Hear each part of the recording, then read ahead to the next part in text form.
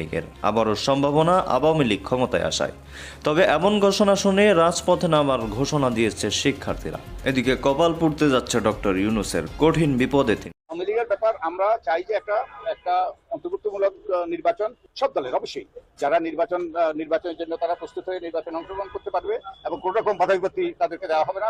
আগামী জাতীয় নির্বাচনে অংশ নিতে আওয়ামী লীগের কোনো বাধা নেই। নির্বাচন সংস্কার কমিশনের প্রধান বদিউল আলম মজুমদারের দেওয়া এমন বক্তব্য স্পষ্টভাবে প্রত্যাখ্যান করেছে বৈষম্য বিরোধী ছাত্র আন্দোলন। বৃহস্পতিবার বৈষম্য বিরোধী ছাত্র আন্দোলনের মুখপাত্র উমামা ফাতেমা এক বিজ্ঞপ্তি দিয়ে নির্বাচন সংস্কার কমিশনের প্রধানের বক্তব্য প্রত্যাখ্যান করেন। যারা আন্দোলনকারী ছিলেন, সক্রিয় আন্দোলনকারী এবং ক্ষমতায় আসতে চলেছে আওয়ামী লীগ। তবে এই কথা বলে কঠিন বিপদে পড়েছেন ডক্টর ইউনূস সরকার। যেহেতু ইউনূস সরকারের কাছ থেকেই শুনে কিন্তু নির্বাচন কমিশনার বলেছেন এবং সেনাপ্রধান এই বিষয়ে বলেছেন কিছু। তো বৈষম্য বিরোধী ছাত্র আন্দোলন তারা আবারও মাঠে নামার ঘোষণা দিয়েছেন। একভাবে ডক্টর ইউনূসকেও তারা ক্ষমতা থেকে নামাতে পিছপা হবে না।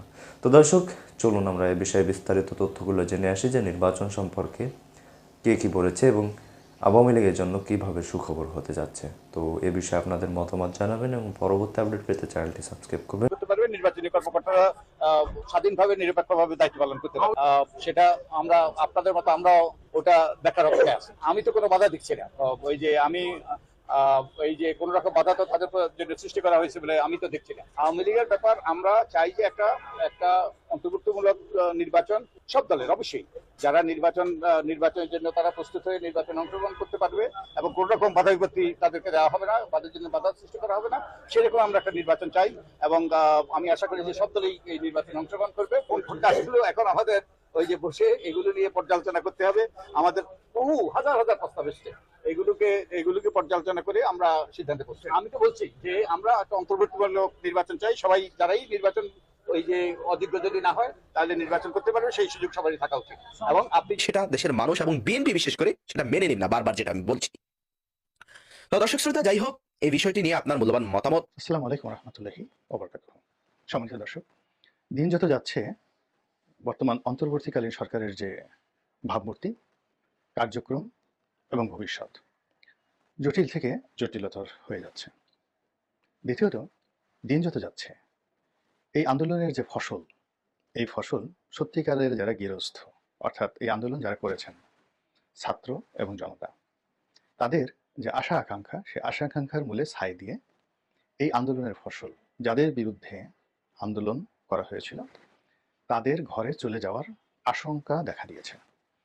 এখানে আমি সম্ভাবনা বললাম না, ইচ্ছে করি কথার আশঙ্কার কথা বলছি।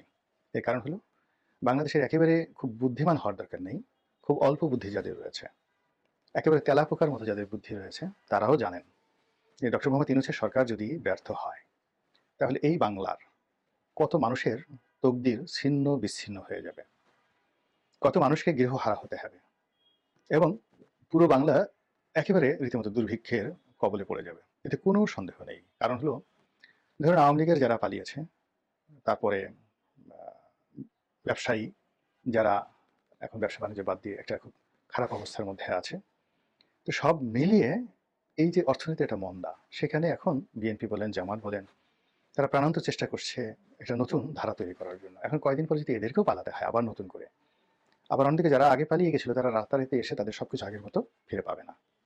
ফলে কি হলো, পুরো অর্থনীতিতে একটা দুর্ভিক্ষ দেখার একেবারে অনিবার্য হয়ে পড়বে।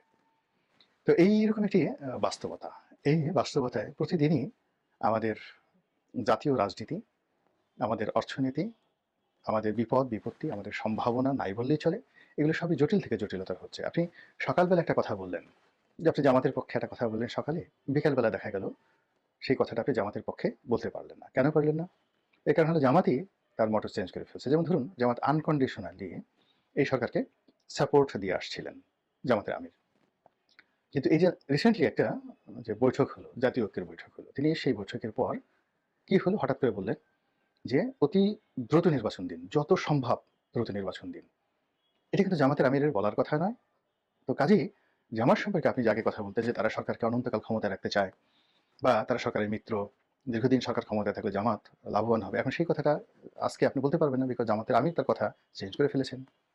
বিএনপির একই অবস্থা। তারেক রহমান সাহেব বললেন যে সরকারকে সহযোগিতা করবেন, তারপরে মির্জা ফখরুল সাহেব বললেন যে না, সরকারকে যৌক্তিক সময় দেওয়া হবে।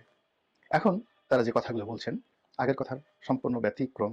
কাজে আমি অ্যাজ এ ক্রিটিক হিসেবে আমি এই বিষয়গুলো